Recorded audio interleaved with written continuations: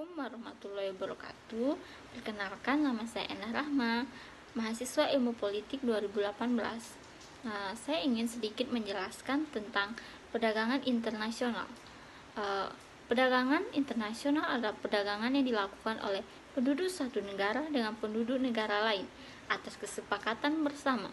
Penduduk yang dimaksud dapat berupa antar perorangan, individu dengan individu, antara individu dengan suatu negara, ataupun pemerintahan suatu negara dengan pemerintahan negara lain. Meskipun perdagangan internasional telah terjadi sejak ribuan tahun, dampaknya terhadap kepentingan ekonomi, sosial, dan politik baru dirasakan beberapa tahun belakangan ini. Perdagangan internasional pun terus mendorong industrialisasi, kemajuan transportasi, globalisasi, dan kehadiran perusahaan multinasional.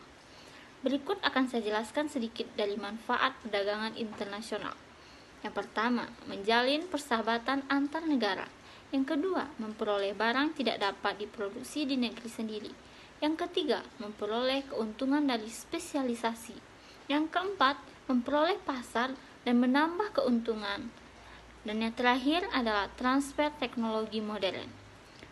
Berikut faktor pendorong perdagangan internasional. Yang pertama, faktor alam atau potensi alam. Yang kedua, untuk memenuhi kebutuhan barang dan jasa dalam negeri.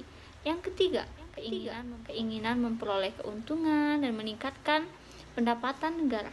Yang keempat, adanya perbedaan kemampuan penguasaan ilmu pengetahuan dan teknologi dalam mengolah sumber daya ekonomi. Yang kelima, adanya kelebihan produk dalam negeri sehingga perlu pasar baru untuk menjual produk-produk tersebut. Yang keenam, adanya perbedaan keadaan seperti sumber daya alam, iklim, tenaga kerja, budaya, dan jumlah penduduk yang menyebabkan adanya perbedaan hasil produksi dan adanya keterbatasan produksi. Dan yang terakhir, adanya kesamaan selera terhadap suatu barang. Selain itu, perdagangan internasional bukan hanya bermanfaat di bidang ekonomi saja, manfaatnya di bidang lain. Pada masa globalisasi ini juga makin terasa. Bidang itu antara lain politik, sosial, pertahanan, keamanan negara. Terima kasih. Mohon maaf jika ada kesalahan dalam penyampaian saya. Saya akhiri.